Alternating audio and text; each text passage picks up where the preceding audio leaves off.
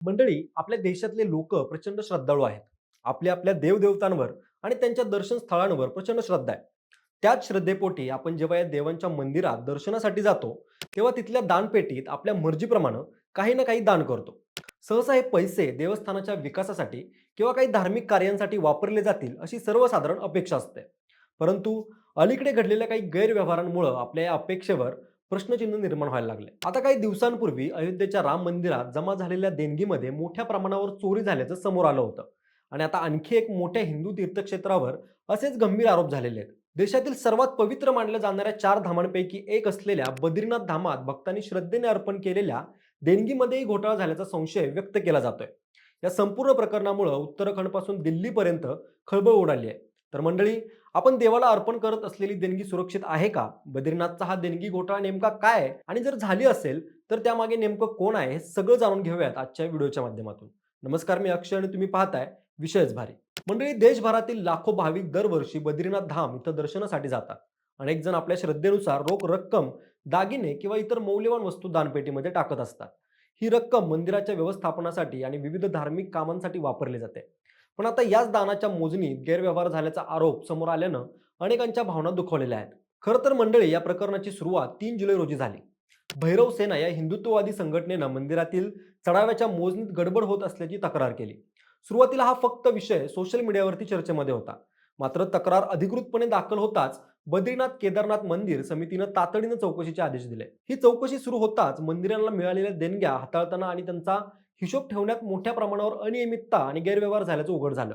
त्यानंतर अवघ्या 3 दिवसात त्यावर मोठी कारवाई करण्यात आली.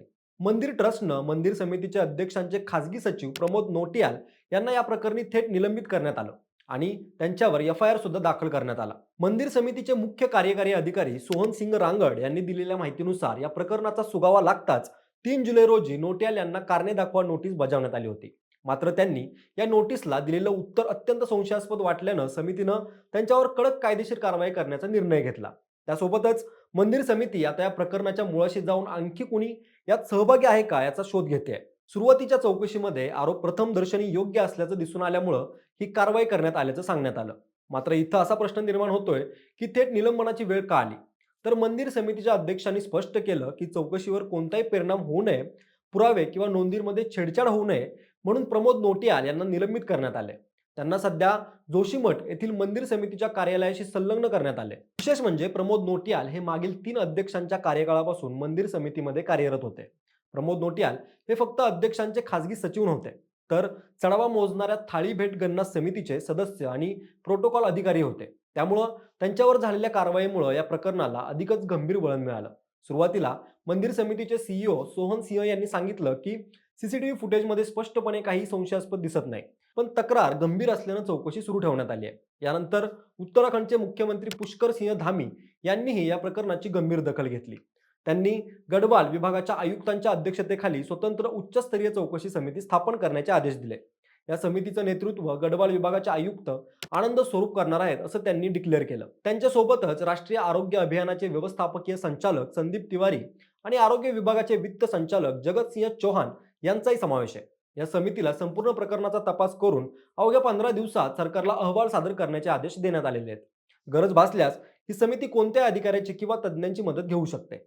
इतकंच नाही तर भविष्यात मंदिरातील दान आणि चढाव्याची व्यवस्था अधिक पारदर्शक कशी करता येईल याबाबतही शिफारसी करण्याची जबाबदारी या समितीवरती सोपवण्यात आली आहे. आता या प्रकरणावर राजकीय वातावरण पेटणार नाही तर नवळच. उत्तराखंड काँग्रेसचे प्रदेशाध्यक्ष गणेश गोदियाल यांनी या प्रकरणावर उडी घेत निष्पक्ष चौकशीची मागणी केली आहे. विशेष म्हणजे भाजपचे ज्येष्ठ नेते आणि माजी मुख्यमंत्री त्रिवेंद्र सिंह रावत यांनीही या घटनेची निंदा करत पारदर्शक तपास व्हावा अशी भूमिका घेतली आहे. याच पार्श्वभूमीवर बद्रीनाथ मतदारसंघाचे काँग्रेस आमदार लखपत सिंह भटोला यांनी आपल्या समर्थकांसह मौन आंदोलन केलं. त्यासोबत दोषींवर कठोर कारवाई करण्याची मागणी देखील त्यांनी केली.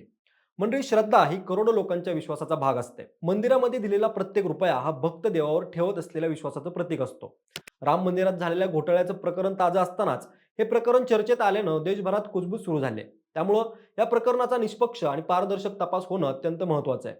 आता 15 दिवसामध्ये येणाऱ्या चौकशी अहवालात नेमकं सत्य काय समोर येतं याकडे संपूर्ण देशाचं लक्ष लागलेलं आहे. मंडळी, याबद्दल तुम्हाला काय वाटतं? मंदिरातील दान व्यवस्थेत आणखी पारदर्शकता आणण्यासाठी कोणते बदल व्हायला हवेत? तुमचं मत कमेंटमध्ये नक्की सांगा. सोबतच आपल्या विशेष भारीच्या YouTube चॅनेलला सबस्क्राईब करायला विसरू नका. धन्यवाद.